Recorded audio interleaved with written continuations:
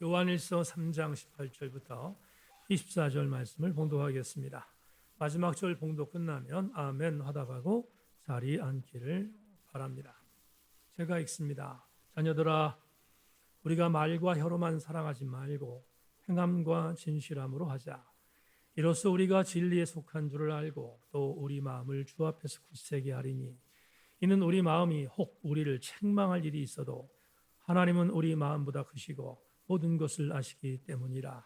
사랑하는 자들아, 만일 우리 마음이 우리를 책망할 것이 없으면 하나님 앞에서 담대함을 얻고 무엇이든지 구하는 바를 그에게서 받나니, 이는 우리가 그의 계명을 지키고 그 앞에서 기뻐하시는 것을 행함이라. 그의 계명은 이것이니 곧 그 아들 예수 그리스도의 이름을 믿고 그가 우리에게 주신 계명대로 서로 사랑할 것이니라. 그의 계명을 지키는 자는 주 안에 거하고 주는 그의 안에 거하시나니, 우리에게 주신 성령으로 말미암아 그가 우리 안에 거하시는 줄을 우리가 아느니라. 아멘. 자리에 앉습니다. 나를 지으신 이가 하나님 찬양하고 말씀 나누겠습니다.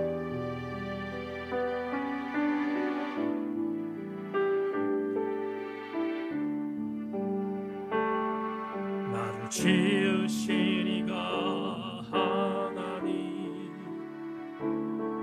나를 부르신 이가 하나님,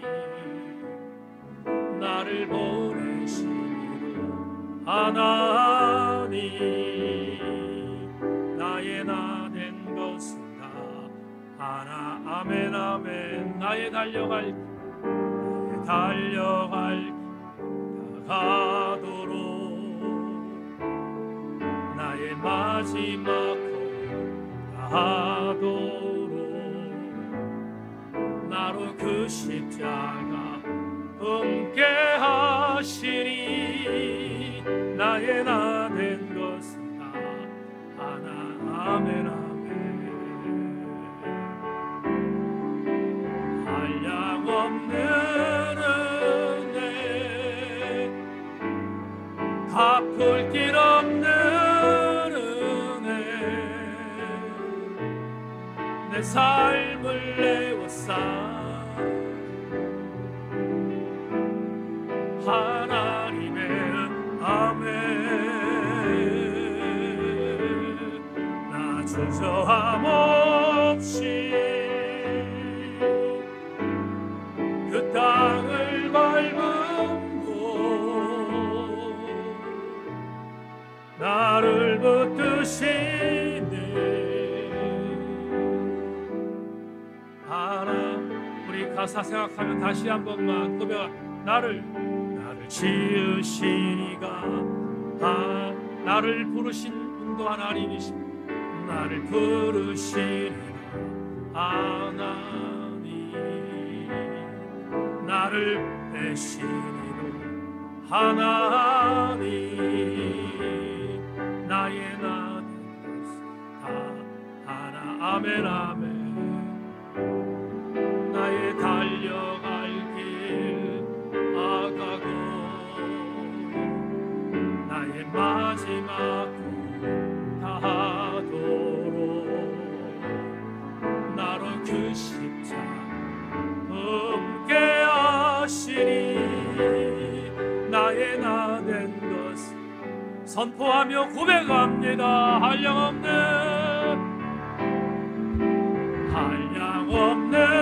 은혜, 갚을 길 없는 은혜, 내 삶을 내어싸니 하나님의 은혜, 하나님의 은혜. 나 주저함 없이 그 땅을 밟음도 나를 붙드시네. 하나님, 우리엄 다시 한번 고백합니다. 한량없는 은혜, 갚을 갚을 길 없는 은혜 내 삶을 내고 싸우니 하나님의 은혜 내 ความ없이 그 땅을 밟음도 나를 붙드시니 하나님의 은혜.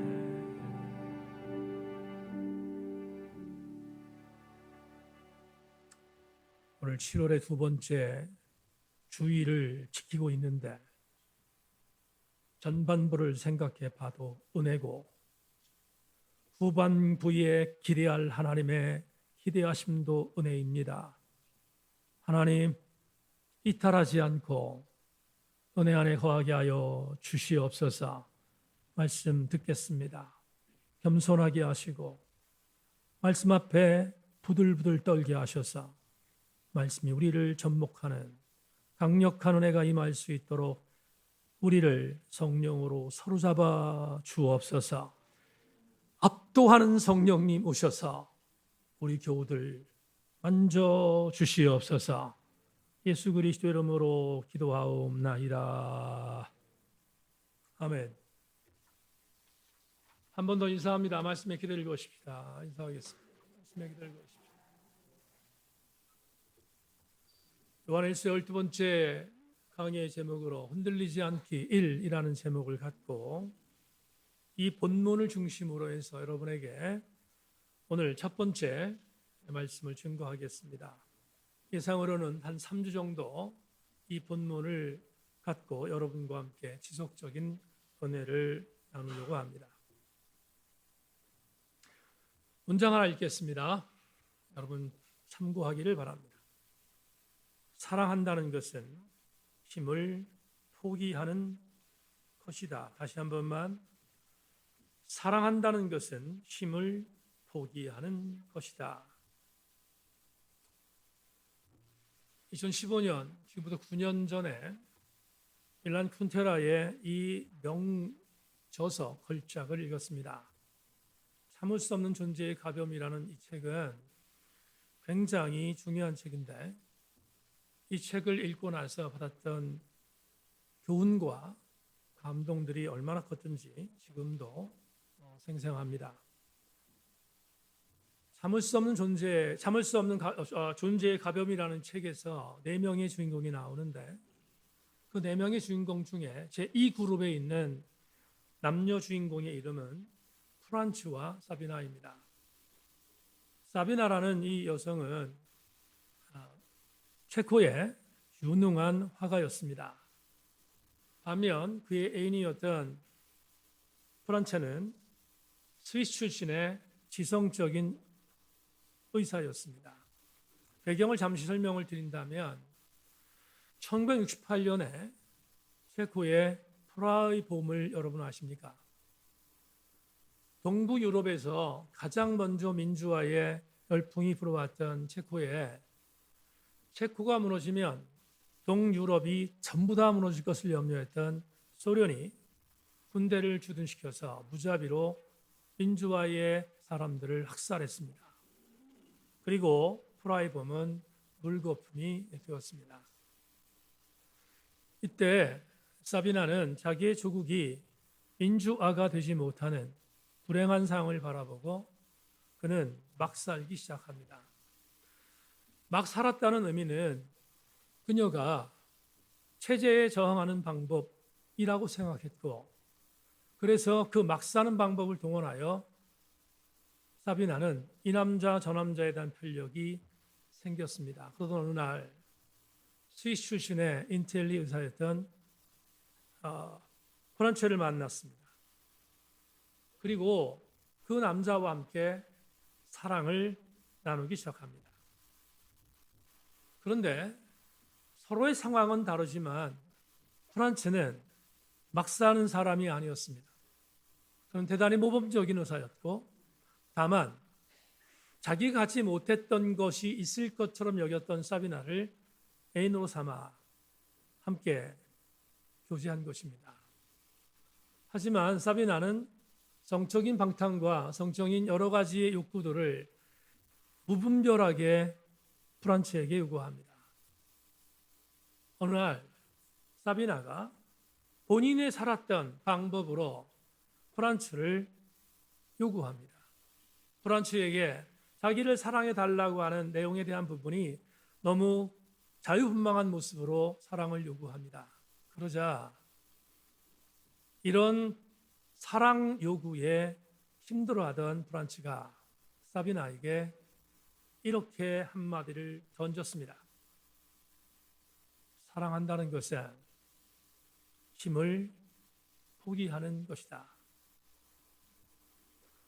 9년 전에 읽었던 이 책에 나온 이 문장을 충격적으로 받았습니다.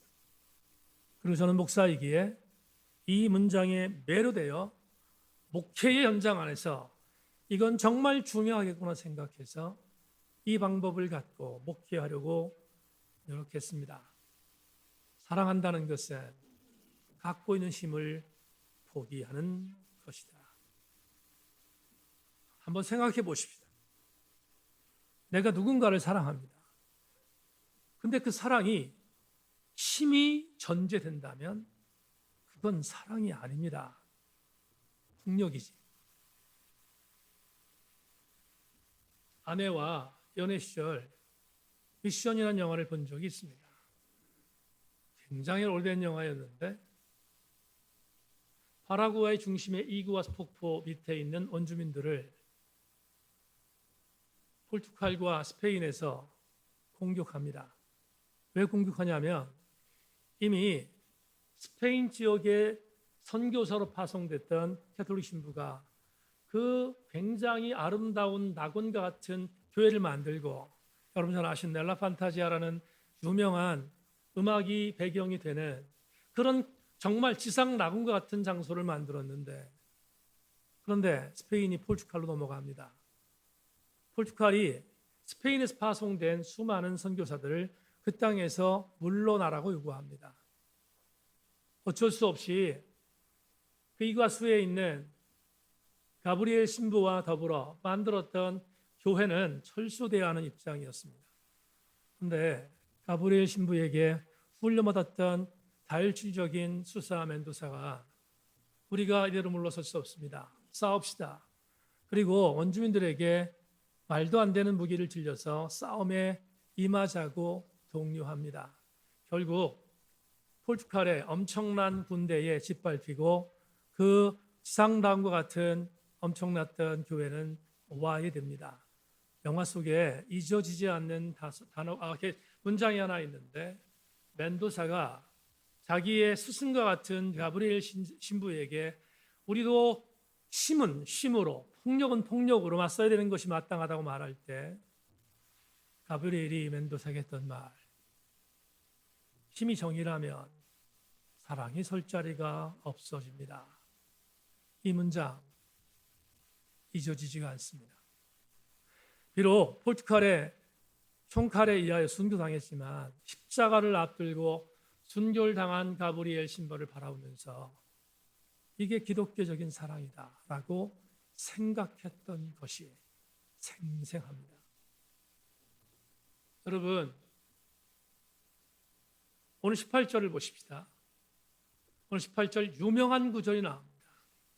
요한일서 저자는 수신자들에게 이렇게 말합니다. 자녀들아, 우리가 말로 혀로만 사랑하지 말고 행함과 진실함으로 하자. 말과 혀로 향하는 사랑은 힘으로도 할 수 있습니다. 힘으로 안 되면 힘으로 제어하는 폭력을 동원해서도 사랑이라는 것을 시험하려고 하는 정말 말도 안 되는 궤변론자들이 있습니다.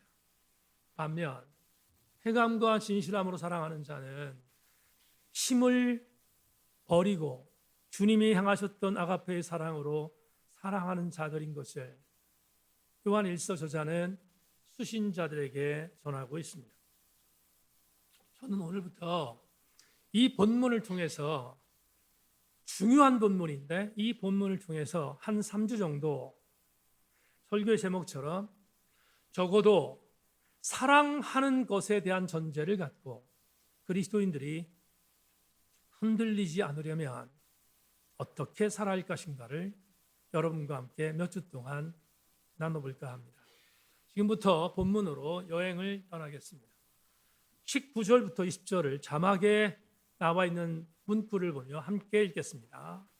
19절부터 20절입니다. 시작. 이로써 우리가 진리에 속한 줄을 알고 또 우리 마음을 주 앞에서 굳세게 하리니 이는 우리 마음이 혹 우리를 책망할 일이 있어도 하나님은 우리 마음보다 크시고 모든 것을 아시기 때문에. 다 같이 아멘.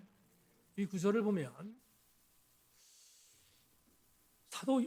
요한 1서의 저자가 아주 의미 있는 이야기를 합니다. 지금 수신자들에게 여러분 형제들이여, 여러분 책망할 것이 보이지요? 여러분 스스로 책망할 것이 보이지요? 이렇게 묻고 그 책망할 것 때문에 힘들어하는 일들을 상기시킵니다. 여러분, 우리는 그리스도인입니다. 그리스도 살면서 우리 역시 나를 책망하고 싶은 일들이 얼마나 많습니까? 너무 많습니다. 예를 들자면 열심히 신앙생활 한 것 같습니다. 열심히 신앙생활 한 것 같은데 돌이켜보니까 그 자리에 있습니다. 그때 오는 자괴감은 이런 겁니다. 왜 나는 이것밖에 되지 않지? 이건 좀 봐줄만 합니다. 이런 사람이 있습니다. 열심히 달려왔습니다. 힘있게 달려왔습니다. 뒤돌아보니 옛날보다 더 못한 처지에 있는 나를 볼 때 얼마나 안타까운지 모릅니다. 그리고 스스로를 자책합니다. 나는 왜 이 정도밖에 되지 않지? 우리 교회 시자 한 명이 그런 얘기했어요. 왜 목사님 우리는 변화되지 않지요? 근데 그걸 왜 나한테 물어봐? 여러분, 그런 질문을 하고 그런 경우들이 얼마나 많은지 몰라요. 정말 많습니다. 그래서 나는 이것밖에 안 되나? 나는 정말 노력해도 왜 이렇게 실패하지? 라고 나스를 자책할 때가 한두 번이 아닙니다. 목사인 저도 대동소이합니다. 그런데 이런 내적인 갈등이 임할 때, 이런 내적인 부분에 있어서의 고통이 임하는 것이 왜 임할까? 조직신학에서는 죄성이라는 죄의식 때문이라고 말합니다. 그러나 신학적으로 말하는 죄의식, 죄성으로 인한 죄의식 때문에 이런 자책감이 있다고 말하지만 저는 목사니까 신학적 잣대로 말하는 게 아니라 내가 겪을 수 있는 수많은 어려움들, 고통들 현장에서 수없이 봅니다. 수없이 봅니다. 그런데 신학적인 뭔가의 대안을 제시하는 것이 아니라 사도 오늘 본문에 있는 요한 1서의 저자의 메시지를 통하여 자책하는 나를 이길 수 있는 방법이 있구나. 내가 나를 자책하지만 그 자책에서 해방될 수 있는 방법이 있구나 하는 방법들을 여러분과 한 3가지로 이야기를 하려고 하는데 오늘 그 중에 첫 번째 메시지를 전하려고 합니다. 본문 20절부터 22절을 자막으로 확인하십시오. 제가 읽겠습니다. 이는 우리 마음이 혹 우리를 책망할 일이 있어도 하나님 우리 마음보다 크시고 모든 것을 아시기 때문이라. 사랑하는 자들아, 만일 우리 마음이 우리를 책망할 것이 없으면 하나님 앞에서 다음 대함을 얻고 무엇이든지 구하는 바를 그에게서 받나니 이는 우리가 그의 계명을 지키고 그 앞에서 기뻐하시는 것을 행함이라.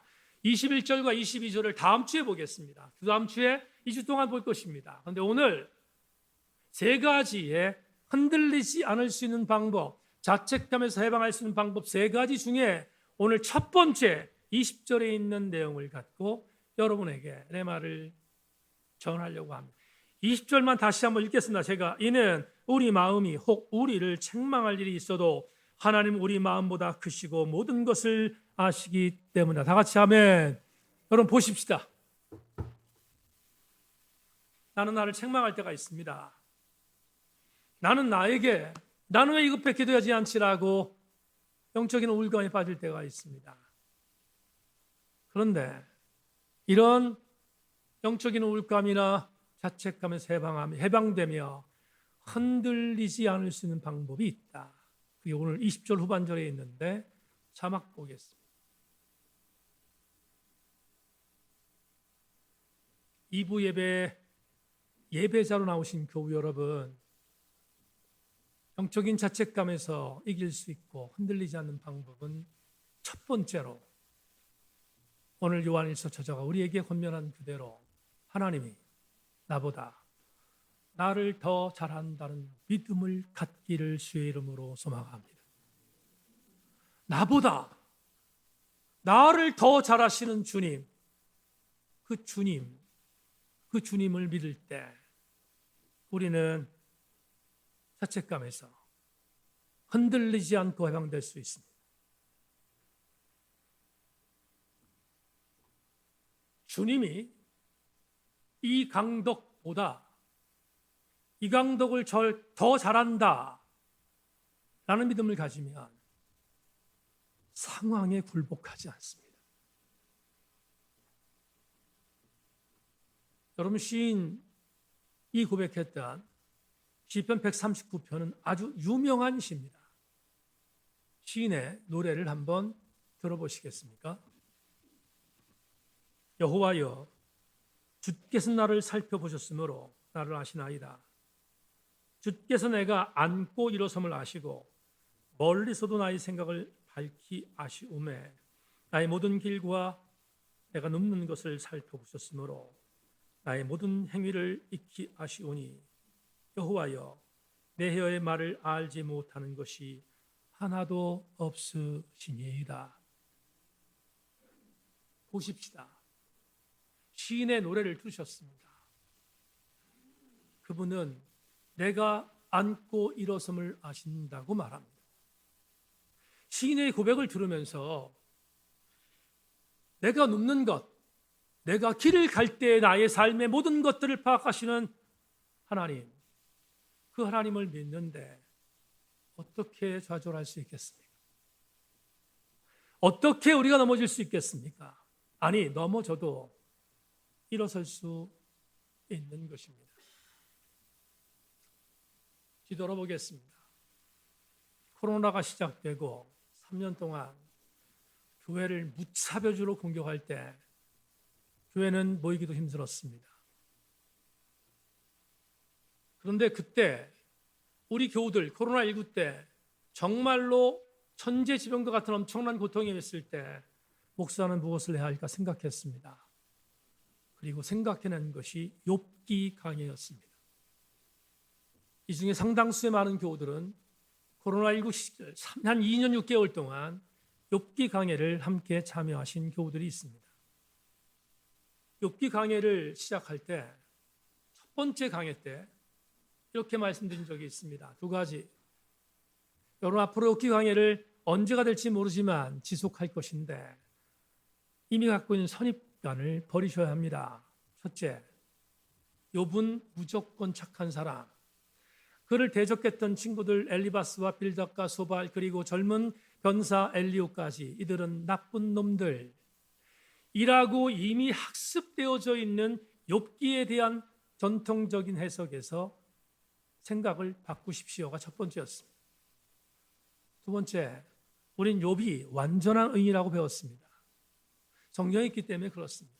그런데 욥기를 연구하면서 이것도 바꿔야 합니다를 말씀드렸습니다.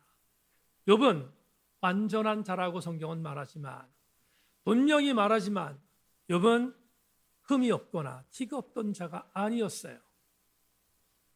여러분, 욥도 굉장히 하나님 앞에 불평과 불명을 많이 털어놓았던 인물 중에 한 명이라고 우리는 고발했습니다. 대표적인 구절이 욥기 30장 16절 13절인데 여러분, 욥기 29장부터 31장을 욥의 최후의 변론이라고 하는 제목을 붙입니다. 왜냐하면 29장은 3명의 친구들이 욥을 공격했을 때 그 공격을 방어하기 위하여 외친 변증이고 30장과 31장은 하나님이 나를 왜 이렇게 만들었지? 나를 이렇게 만드신 하나님 뜻이 뭐지?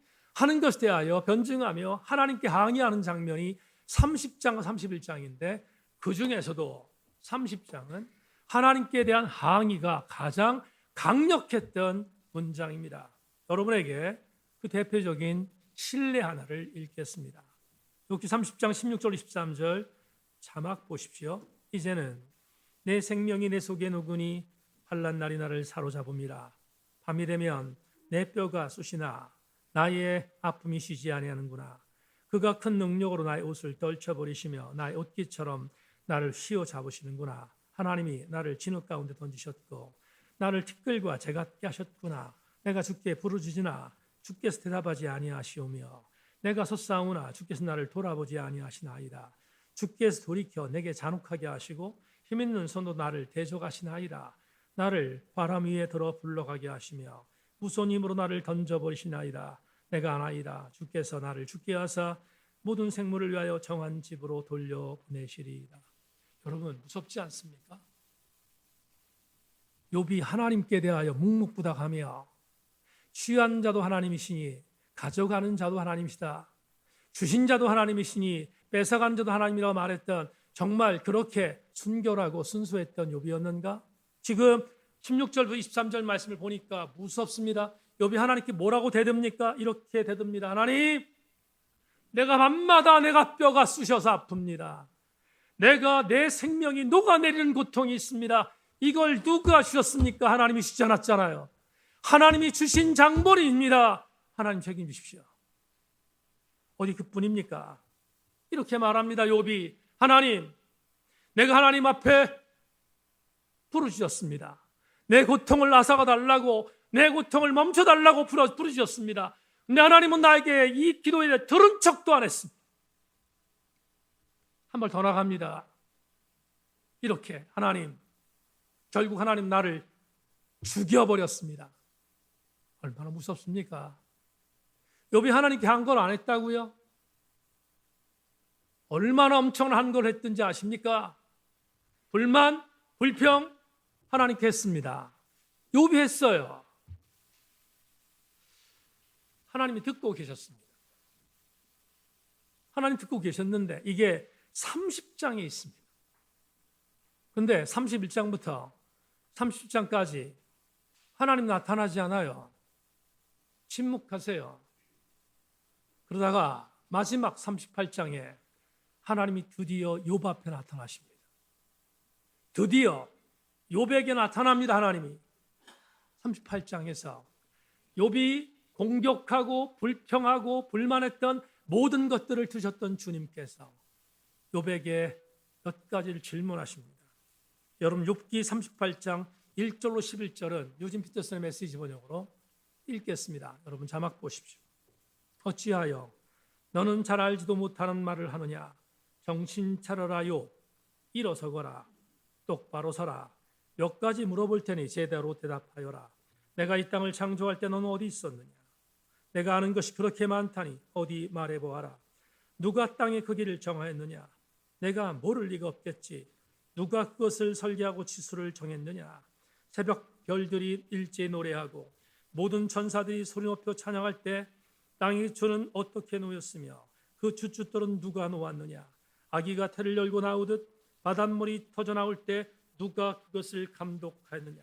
바로 나다. 내가 그것을 부드러운 구름으로 싸고 밤에는 어두운 이불로 안전하게 덮어주었다. 그 다음에 바다의 활동구역을 정해줄 울타리, 빠져나가지 못할 튼튼한 울타리를 만들고 바다에게 이렇게 말했다. 여기 머물러라. 여기가 내가 이끌 곳이다. 너는 이 안에서만 사납게 날뛸 수 있다. 항구하는 욥에게 주님이 물으셨습니다. 욥아, 너 누가 태어나게 했니? 욥아, 너를 위하여 만든 천지 누가 만들었니? 너를 위하여 주었던 물 누가 주었니? 나다. 이렇게 말씀합니다. 이 말이 무슨 말입니까? 욥에게 말합니다. 욥아, 너 힘들다고 고통스럽다고 나에게 한 거 있지. 그리고 너는 내가 너를 죽였다고 말했지. 하나님이 욥에게 말합니다. 욥아, 네가 고통당하는 그때 나는 너를 보고 있었다, 이 말이에요. 너를 지켜보고 있었다고 말합니다. 너를 좌시하지 않았다고 말합니다. 네가 고통당할 그때 나는 쉬지 않았다고 주님이 역설하고 있습니다. 욥이 할 말이 없어졌습니다. 두 손 들었습니다. 항복합니다. 자기가 알지 못했던 것을 회개합니다. 그리고 욥기 42장에서 그런 항복 선언을 하며 항성문서에 조인합니다. 욥이 여호와께 대답하여 이르되 주께서는 못하실 일이 없사오며 무슨 계획이든지 못 이루실 것이 없는 줄 아오니 무지한 말로 이치를 가르치는 자가 누구니이까. 나는 깨닫지도 못할 일을 말하였고 스스로 알 수도 없고 헤아리기도 어려운 일을 말하였나이다. 내가 말하겠사오니 주는 들으시고 내가 주께 묻겠사오니 주여 내게 알게 없어서. 내가 주께 대하여 귀로 듣기만 하였는데 이제는 눈으로 주를 배움나이다. 그러므로 내가 스스로 거두어드리고 티끌과 제 가운데서 회개하나이다. 여러분, 이 구절 수없이 설교했습니다. 여러 차례 설교했습니다. 설교할 때마다 감동이 다릅니다. 그런데 오늘 여러분에게 또다시 구절을 소개하며 설교합니다. 욥이 고백했습니다. 이제부터 주님, 귀로만 듣지 않고 주님을 눈으로 보겠습니다. 주님, 내가 이제 주님을 절대로 의심하지 않으며 주님을 복도하겠습니다. 고백했던 욥의 고백을 들으면서 이 감동이 있습니다. 욥이 왜 이렇게 항복했을까? 욥이 왜 이렇게 두 손을 들며 항복했을까? 욥이 알았습니다. 욥은 이것을 알았습니다. 하나님은 나 욥보다 더 나 욥을 잘 알고 계신다는 것을 알게 되었기 때문에. 예배하는 여러분, 욥의 이 본문을 국한시키지 마십시다. 7월 14일 예배하는 사랑하는 교우들이여, 적용을 소급하며 표현을 확장시킵시다. 하나님은 2부 예배에 참석한 우리 교우들 여러분 한 사람 한 사람을 나보다 더 잘 알고 계십니다. 그분이 나의 주군이시며 그분이 나를 돌보고 있다는 것을 믿는 백성은 흔들리지 않습니다. 얼마 전 타계한 유명한 민중시인 심경립 씨가 썼던 갈대론 시가 있습니다. 오래전에 읽었던 시였지만 오늘 설교 원고에 인용했습니다. 언제부턴가 갈대는 속으로 조용히 울고 있었다. 그런 어느 밤이었을 것이다. 갈대는 그의 온몸이 흔들리고 있는 것을 알았다. 바람도 달빛도 아닌 것. 갈대는 저를 흔드는 것이 제 조용한 울음인 것을 까맣게 몰랐다. 산다는 것은 속으로 이렇게 조용히 울고 있는 것이라는 것을 그는 몰랐다. 1955년에 발표된 이 갈대라는 시를 제가 접한 것은 대학원 때였습니다. 이 시를 읽다가 이 시의 마지막 시어에 멈췄습니다. 갈대는 의인화되어 신경림 시인은 갈대에게 이렇게 표현했습니다. 갈대 스스로는 자기가 흔들리고 있는 흔들림조차도 몰랐다고. 근데 그 갈대가 시인은 우리들의 삶의 현장에서의 치열함이라는 사실을 시를 통해서 우리에게 알려주고 있습니다. 마지막 시어에서 이 흔들림이 울음이었다고 하는 이 시어가 저를 타격했습니다.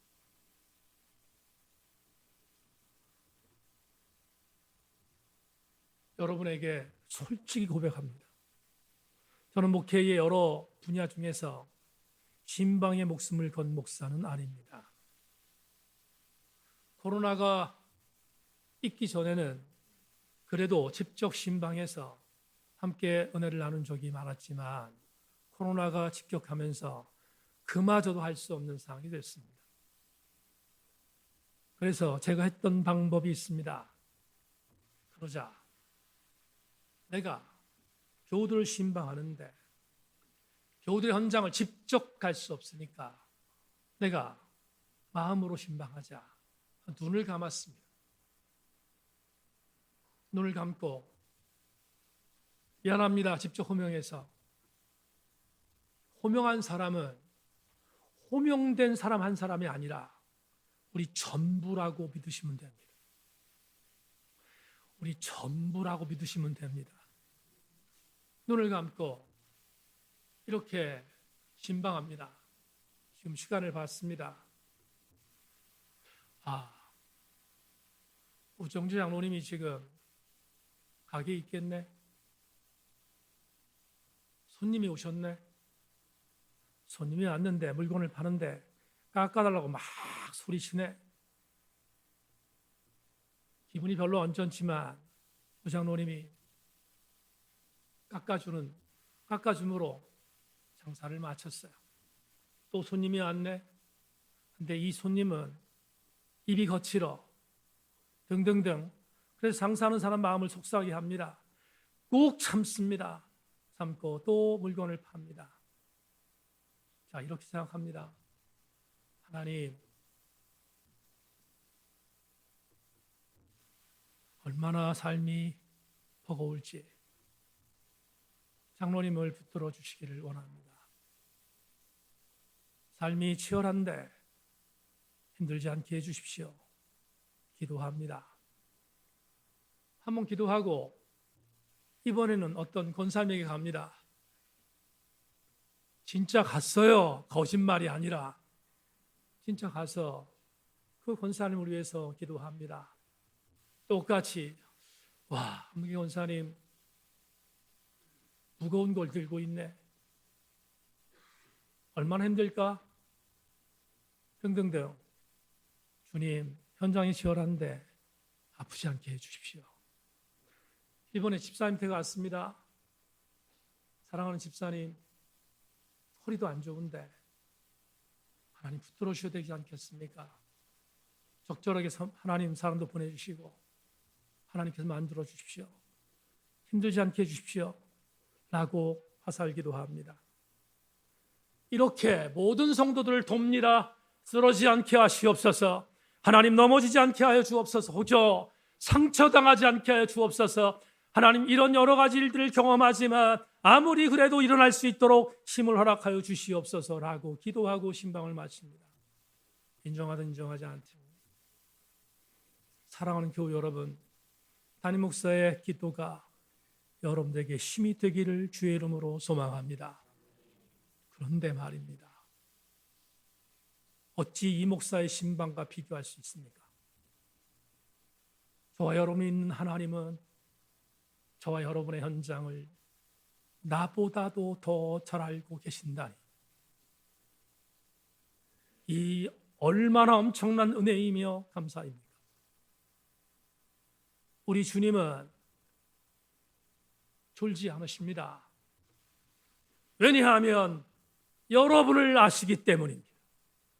여러분을 아시는 주님은 주무시지도 않고 졸지도 않고 우리를 지금을 우리의 상황 현장 속에서 지치지 않도록 만들기 위하여 여러분들을 응원하고 계시다는 사실이 어찌 힘이 되지 않겠습니까? 그래서 성경은 이렇게 말합니다. 이와 같이 성령도 우리의 약함을 도우시나니 우리가 마땅히 기도할 바를 알지 못하나 오직 성령이 알라로이스 땅을 치며 통곡하며 우리를 위하여 말할 수 없는 탄식으로 우리의 아픔을 위하여 친히 간구해 주신다고. 어디뿐입니까? 광야 공동체에서 전갈과 독사들이 우글거리는 곳에서 수많은 곳 물도 없는 곳 고통당하는 이스라엘 신앙 공동체가 허덕일 때 모세를 통하여 주님이 이렇게 말씀하셨습니다. 너희보다 먼저 가시는 너희 하나님 여호와께서 애굽에서 너희를 위하여 너희 목전에서 모든 일을 행하신 것 같이 이제도 너희를 위하여 싸우실 것이며 광야에서도 너희가 당하였던 이와 사람이 자기 아들을 안는 것과 같이 너희 하나님께서 너희 여호와께서 너희가 걸어온 길에서 너희를 안으사 이곳까지 이르게 하셨느니라. 여러분 의심하지 마세요. 뭘? 주님이 여러분을 지금도 안고 계심을 의심하지 않기를 소망합니다. 이 믿음을 갖고 있는 자는 흔들리지 않습니다. 어찌뿐입니까? 제2 이사야를 통하여 예언자를 통하여 주님 말씀하셨습니다. 내가 내 눈에 보배롭고 존귀하며 내가 너를 사랑하였은즉 내가 내 대신 사람들을 내어주며 백성들이 내 생명을 대신하리니 두려워하지 말라. 내가 너와 함께하여 내 자손을 동쪽에서부터 오게 하며 서쪽에서부터 너를 모을 것이며 내가 북쪽에게 이르기를 내놓으라. 남쪽에게 이르기를 가두어 두지 말라. 내 아들들을 먼 곳에서 이끌며 내 딸들을 땅끝에서 오게 하며 내 이름으로 불려주는 모든 자 곧 내가 내 영광을 위하여 창조한 자를 오게 하라. 그를 내가 지었고 그를 내가 만들었느니라. 의심하지 마십시다. 우리 주님이 여러분을 만들었기에 여러분을 책임진다는 사실을 믿는 백성은 흔들리지 않습니다.